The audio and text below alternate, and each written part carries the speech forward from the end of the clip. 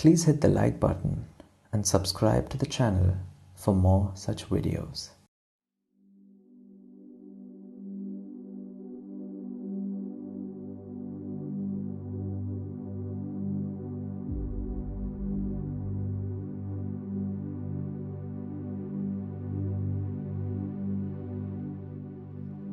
If you start right at the beginning with his birth, when he was born, what was his period, and do we have any historical record for this?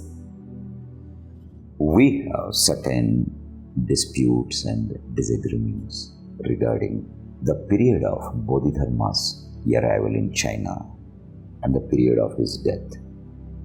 But when it comes to certain issues like his ripe old age or roughly his period, we don't seem to have any kind of such disagreements or disputes from the early records.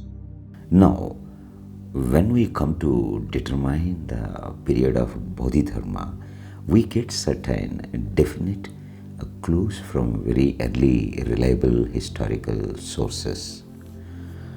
Two such significant sources being one coming from a northern Chinese official named Yang Xuanzi and the other from a biographer named Tao Xuan. Interestingly, neither of them belong to Zen sect of Buddhism. Both of them clearly recorded the ripe old age of Bodhidharma. What is more interesting being the former, Yang Xuanzi, was a direct witness to the life of Bodhidharma, who met and spoke to him and reproduced his words in his documents. This Chinese official encountered Bodhidharma in a northern Chinese town called Luoyang, which lies at the eastern end of Silk Road and located roughly 100 kilometers away from popular Shaolin temple.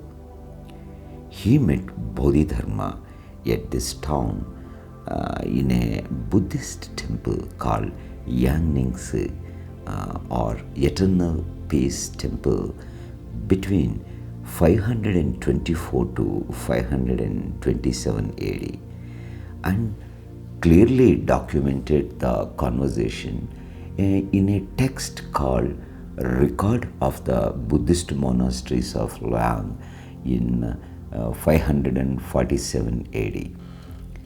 In this document, Yang said that Bodhidharma himself stated that he was of 150 years old.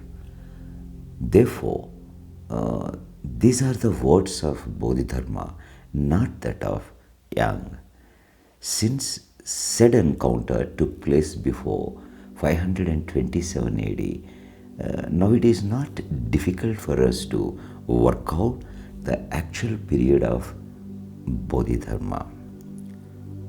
Strengthening the same, we get one more historical source coming from highly celebrated and noted biographer named Tao Xuan, who in his text titled Continued Biographies of Eminent Monks echoed similar testimony, and he articulated that Bodhidharma himself claimed that he was of more than 150 years old.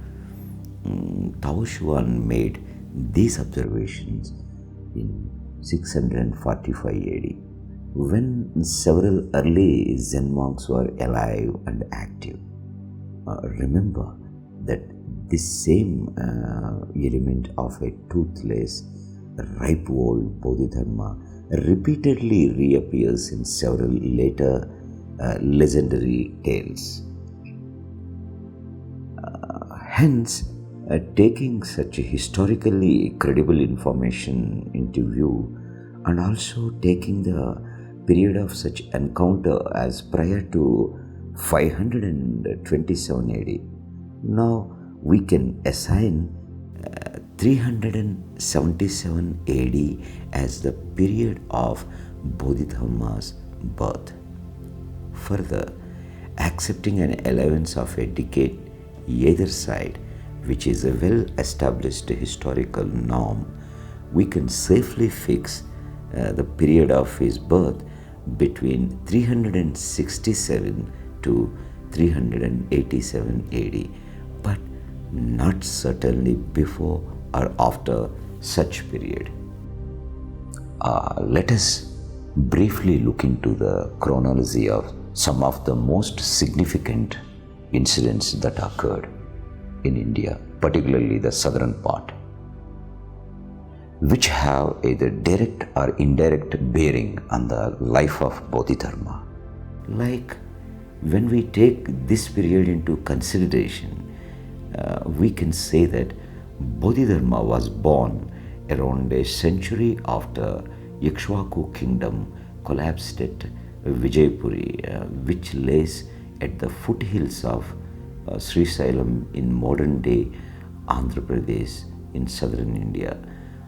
And more than 2 centuries after the death of celebrated Buddhist monk Acharya Nagarjuna of Madhyamikavada or middle way, roughly a century after the inception of Pallava dynasty, around some 2 decades before the arrival of famous Chinese traveler Fahian in India, and 3 decades before the establishment of popular Nalanda monastery proper by Gupta ruler Sakraditya.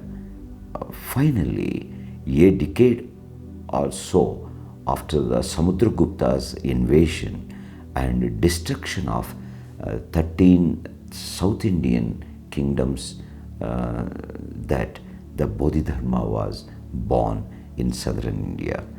Further, after having ascertained the period of his birth, when we come to estimate his entire lifespan, since it is documented in early records that Bodhidharma died in China between 534 to 536 AD, of course, where we have 2 years of disagreement, but we can conclude with a certain degree of confidence that Bodhidharma lived or his lifespan was spread across anywhere between 370 to 536 AD, with a little allowance of here and there.